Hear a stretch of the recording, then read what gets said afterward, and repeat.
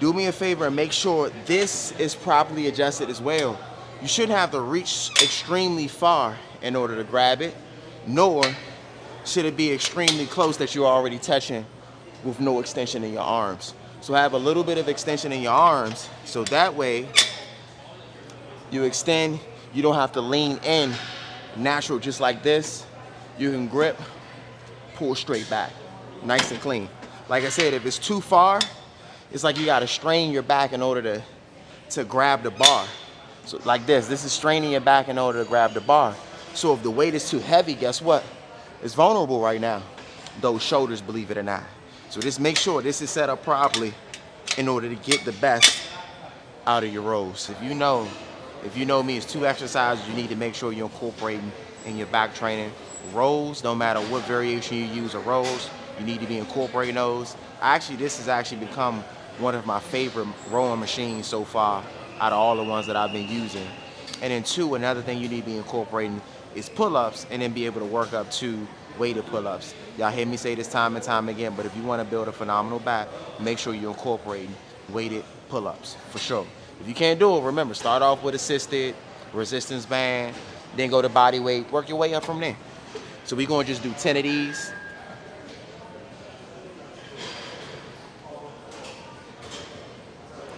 So I just want to give you a disclaimer when you training back, right? I see a lot of bodybuilders tell y'all to do the tuck.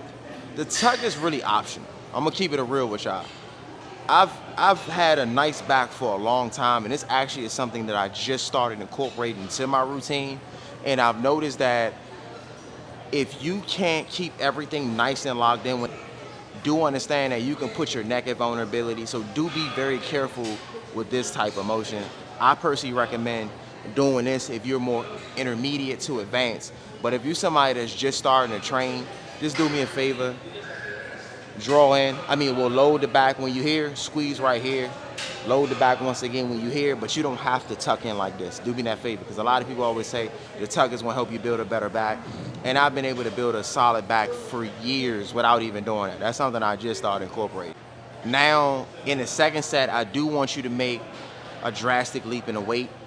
So I started off with 90s. Now I'm at 130. Actually, I think 70 I started off with. But now I'm jumping to 130. So do be mindful. You can make gradual jumps, mainly if you're somebody that's trying to get stronger. And use those 10 as more of a filler set to kind of feel how your body, to see how your body feels. My apologies.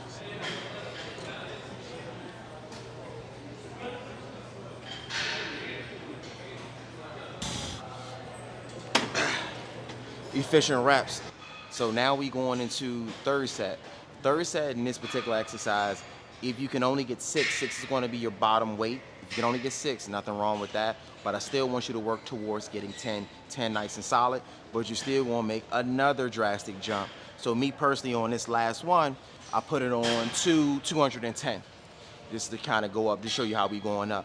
Or within this particular program, you can use the same weight and do 3 sets of 10 to 15 reps, whatever one you feel more comfortable with. But if you're somebody like me that's focused on bulk and season, not too much of the toning, do understand I recommend the progressive overload. Like I said, once we get to that top weight on the third set, we want to focus on at least 6 reps. Still shooting for 10, but at least 6. Another thing, if you notice, and I am using wrist straps today, because I want to make my job a little bit easier. And another thing I do love about wrist straps is it does allow me to, guess what? Focus on more connectivity with my back instead of actually having my forearms fatigue, as well as having my hand grip fatigue. Because I ain't gonna lie to y'all, yesterday when I was training chest, my hand grip was fatiguing like crazy. Another thing you can do too, I don't know if you see this here, you can put your feet right there to have a better drive. This is going to dictate if you have to extend it a little bit more. So as you can see now, I got to extend it a little bit more to make it make sense. I think I'm going to go one more right here. Yep, nice and easy. And then pull.